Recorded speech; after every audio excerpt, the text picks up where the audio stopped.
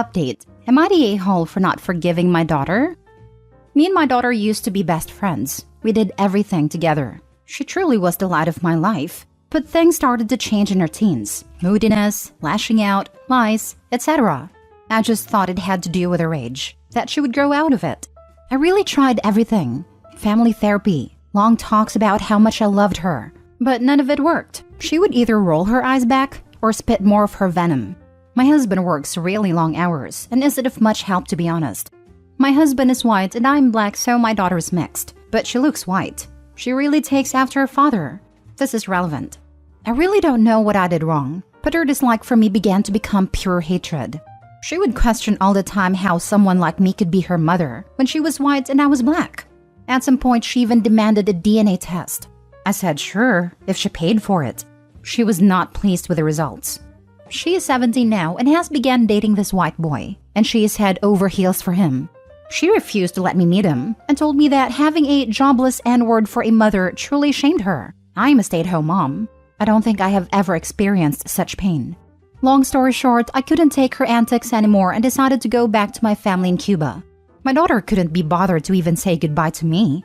A few days ago, I received a message from my daughter asking for forgiveness. Lots of how she can't fit, is in a really dark place, and lots of excuses. It may sound cold, but I don't want to see her face. I don't care about her apologies. I thought I had made a right decision, but my husband thinks I should really hear her out and forgive her. My family has been harassing me to go back to Miami and make peace with her, especially mother, and friends have been reaching out and have even called me a crappy mom for not forgiving her, and how I must have done something for her to behave like she did. My anxiety has been over the roof and I'm back on my pills now. Is this really my fault? Am I the a-hole? Now for the top comments before reading the update 3 years later. Not the a-hole. As a mixed person, I would never say that to my black parent, and would never say that to anyone, period. She's your daughter, so I wouldn't kick her out of your life forever. Not that you're implying that, but remember this and don't forgive her right away.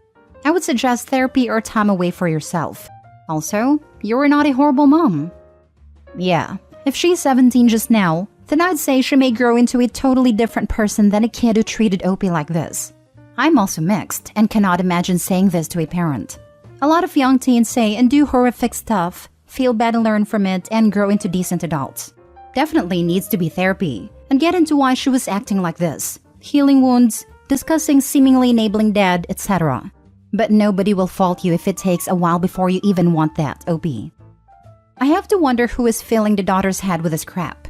Does this come from her school, social media, etc.? It may be better if the daughter flew down to see the Opie, paid for by both parents. That way, she can meet her mom's side of the family and see what life is like for them to get to know the Cuban side a bit better. Opie isn't required to uproot her life just because the daughter has had a sudden change of heart. Daughter has to earn it. Absolutely not the a-hole. I hate to say it, but your daughter has been emotionally mistreating you, and your husband seems to be complicit in this. Not the a-hole. If any of us said anything even half that hateful to my mother, Dad would have been all over us. That would not be accepted and it would be made clear what our error was. Where was her husband in this? Now for the update. I know it's been 3 years, but several people still ask me about it because they saw my post on TikTok or other media. So, I wanted to make this post to thank everybody who gave me such kind and sensible advice 3 years ago. Even though I didn't reply, I read most of the replies, good or bad. And I'm thankful for all of you who encouraged me to give my daughter a second chance. I'll summarize it. I went back to Miami and she gave me a heartfelt apology and explained all the dark things her boyfriend was getting her into. We got into therapy once again. She left her horrible relationship, and these past 3 years our relationship has become better than ever. It was not easy, but definitely worth it. I'm glad I didn't give up. Next story. Am I the a-hole for telling mom she is a terrible mother and giving her a 3-day notice to move out? I, 23 female, live with my fiancé, 23 male, and my siblings, 20 male, 17 female, and 15 female.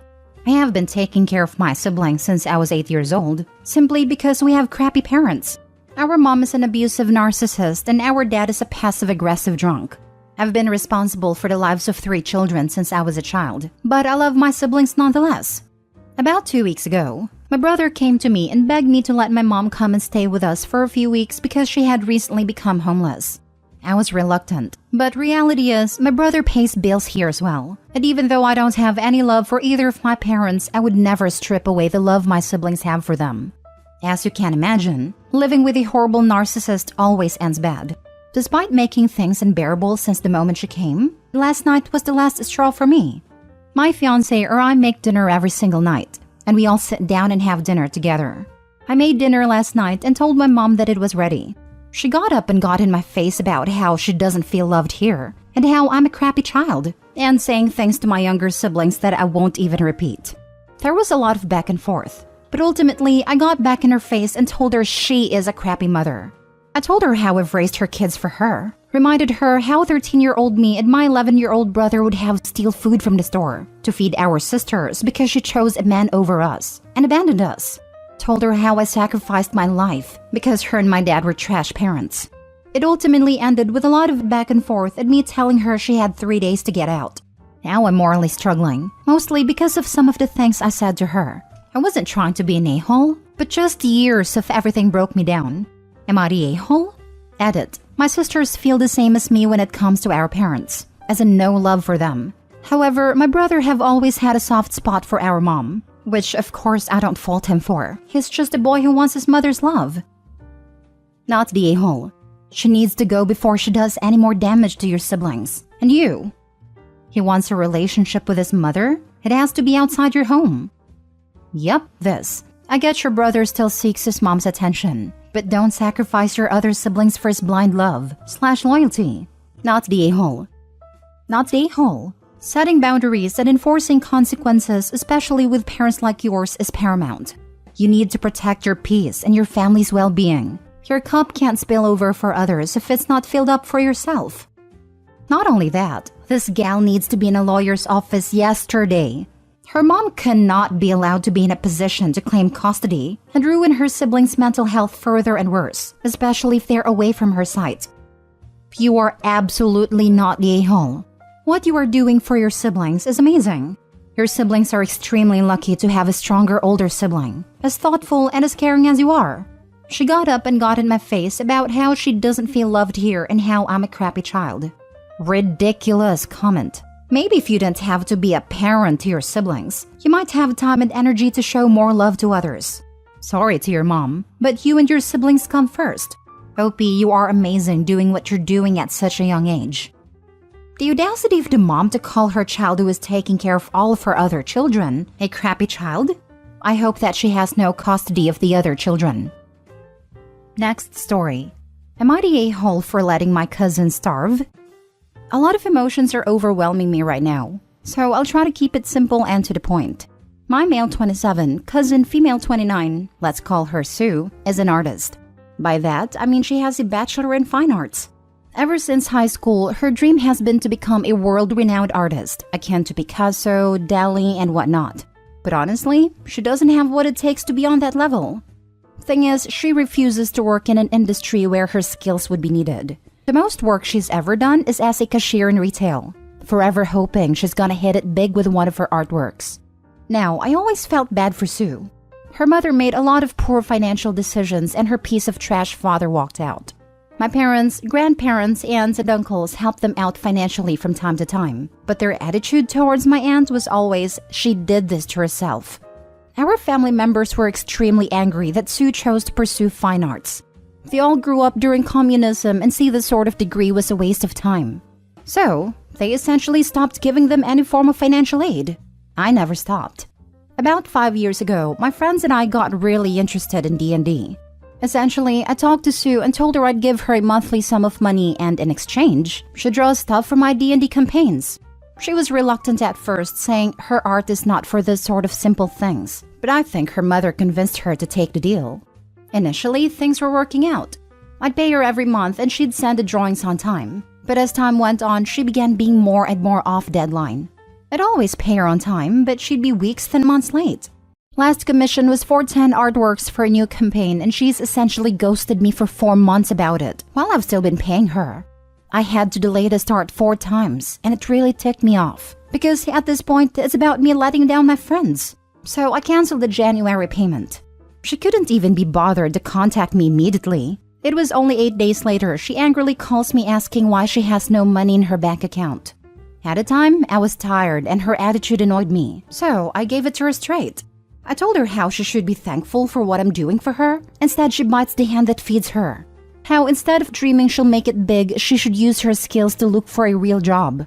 I told her to stop being a leech to her family, and of course that she won't see a dime from me until she finishes those damn drawings. And after that, our deal is off. My aunt called me, crying and begging to send Sue the payment, otherwise she'll have to starve for the month. I don't really have anyone to talk to about this, and I know for a fact my family members would just encourage me to stop helping them.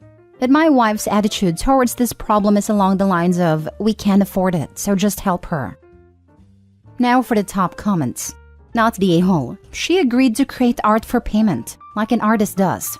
If she either feels D&D is beneath her or cannot keep up with her commitments, then that's her problem.